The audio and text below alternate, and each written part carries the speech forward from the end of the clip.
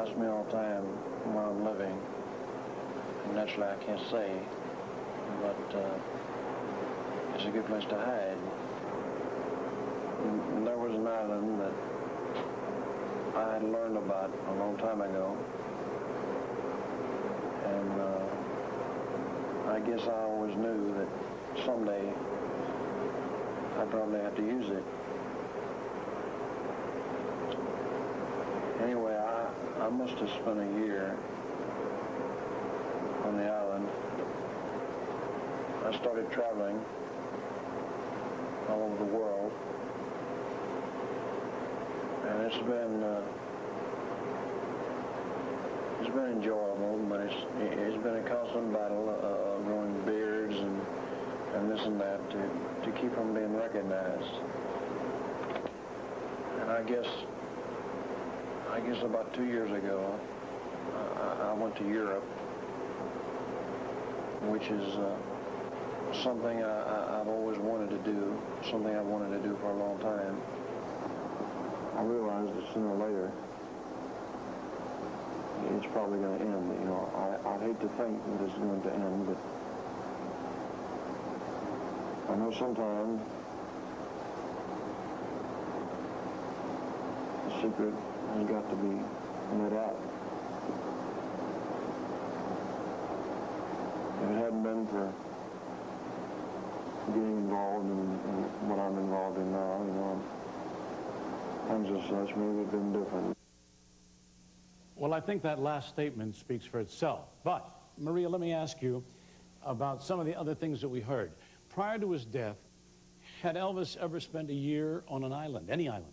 No, he didn't. He never spent a year away from the public eye. He was in the public eye all the time. We would have heard about it. All right, when Elvis was 24, we know that he was in the Army and he went to Europe. But did he go to Europe 2 years before that? No, the first time he went to Europe was when he was going to Germany in the Army in 1958. Now, so far, we've introduced you to witnesses who believe that Elvis Presley was not really buried in August of 1977. We've also presented evidence that Elvis Presley has been seen on multiple occasions, and perhaps most importantly, we presented what appears to be physical documentation that Elvis has been photographed and recorded. Now, let's make an assumption for a moment. Elvis Presley staged his own death. Why would a man blessed with wealth, fame, extraordinary talent choose to vanish from the public this way? Just who was Elvis Presley? A rock and roller, movie star, devoted father, world-famous celebrity. There was the public Elvis, and then there was the private Elvis. Two of his favorite hobbies were law enforcement and religious studies. Both of these passions may have inspired the chain of events that took place on August 16th, 1977. Before Elvis Presley wanted to be a singer, he wanted to be in law enforcement. By 1970, Elvis had received many honorary and real law enforcement credentials and was convinced that he had unique services he could offer his country. And being Elvis, he decided to get what he wanted by going straight to the top. In December of 1970, Elvis flew to Washington, D.C., writing a letter en route to then-President Richard Nixon. Dear Mr. President, first, I would like to introduce myself. I am Elvis Presley and admire you and have great respect for your office. I talked to Vice President Agnew in Palm Springs 1 week ago and expressed my concerns for our country. The drug culture, the hippie elements, the SDS, Black Panther, etc., do not consider me as their enemy, or as they call it, the establishment. I call it America. In this letter, Elvis volunteered to become a federal agent, saying his contacts with the youth culture would allow him access into worlds that other undercover agents could only dream of penetrating. After the letter arrived at the White House, some of Nixon's aides debated whether it would be in the president's interest to meet with Presley. Here is the memo that decided the issue. Nixon took the advice and decided to meet with Elvis to give him the credentials he wanted. Elvis got his wish, a presidential appointment as a secret DEA agent. Some feel that Elvis was just playing make-believe, But it has been verified that Elvis allowed an undercover agent to infiltrate his road crew from 1974 to 1976. What was that secret agent investigating? Nobody will say for sure. At this same time, Elvis had become immersed in writings dealing with human spirituality and religion.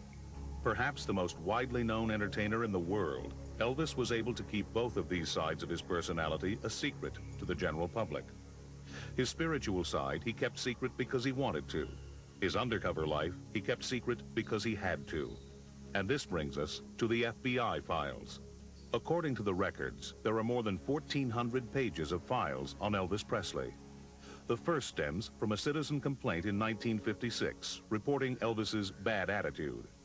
The last report was made in 1983 and describes the sale of a car that allegedly once belonged to Elvis.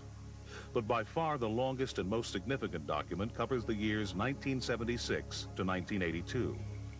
Containing over 1,000 pages, it concerns a criminal investigation and a man named Frederick Peter Pro.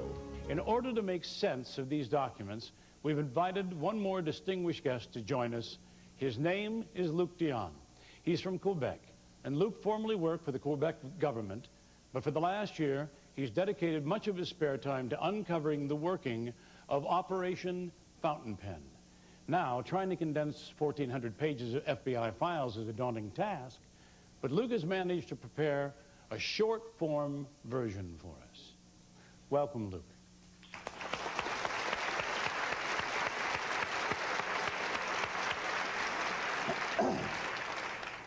All right, Luc, to summarize, what do you think happened to Elvis Presley? Well, I think that Elvis got involved in a very dangerous FBI undercover operation, and in order to protect himself, a member from his family has to arrange his disappearance. All right.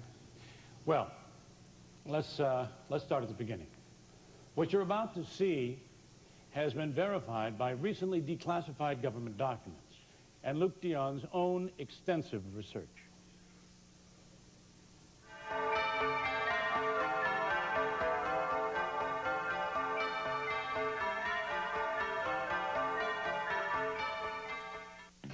Our story begins in May of 1976, when Elvis wanted to sell one of his airplanes. Besides the famous Lisa Marie, Elvis owned 3 smaller jets: a Lockheed Jetstar, a Jet Commander, and a Dassault Falcon. In early 1976, Elvis told his father, who handled all of his personal finances, that he wanted to sell the Jetstar. Vernon was loyal to his son, but was apparently not a very good businessman. Vernon was introduced to a man named Frederick Peter Pro in May of 1976. Pro talked Vernon into getting involved with a very complicated leasing arrangement with his company. The Jetstar wasn't airworthy, and Pro also said he would facilitate repairs. But Frederick Peter Pro was, in reality, a con man, a member of a criminal group called the Fraternity, a group with direct ties to organized crime.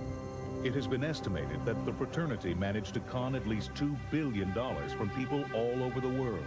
And by the spring of 1977, according to an attorney familiar with the case, the Presley estate had lost more than $1 million. Well, aside from Elvis being a victim of the Fraternity, how does the Presley case relate to Operation Fountain Pen?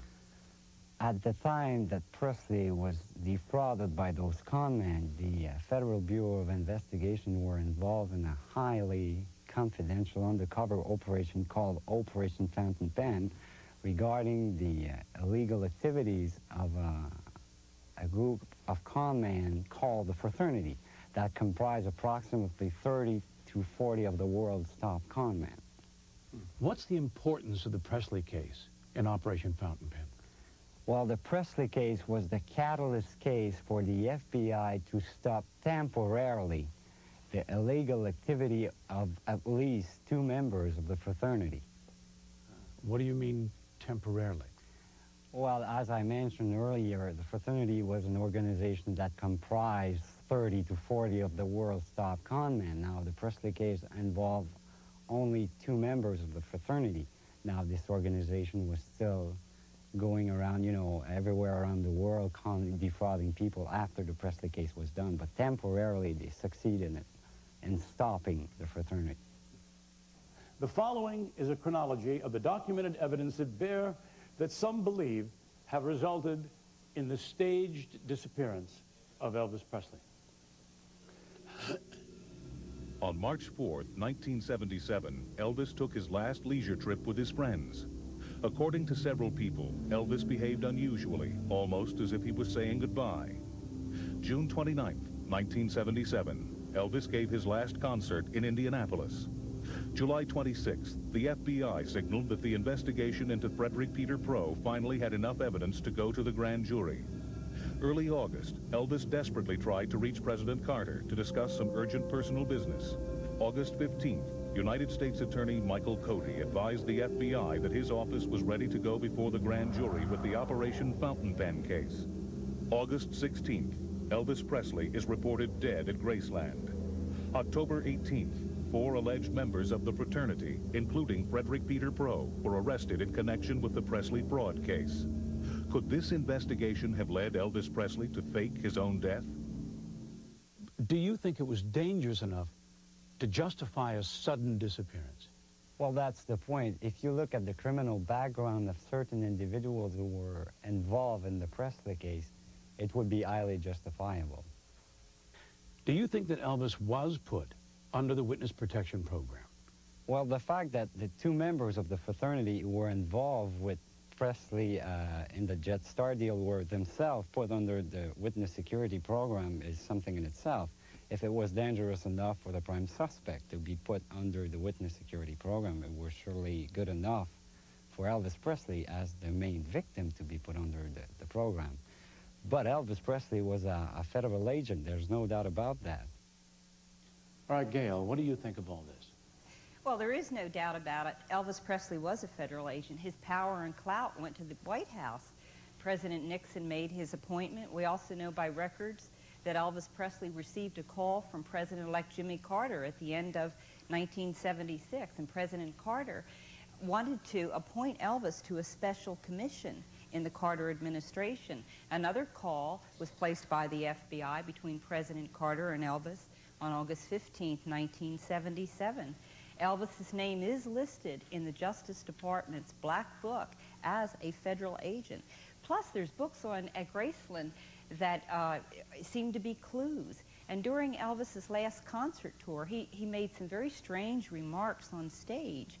It sounded like he was saying goodbye. He would say things like, "I am," and "I was." And he also said to the audience, he said, "I may not look good tonight, but I will look good in my coffin."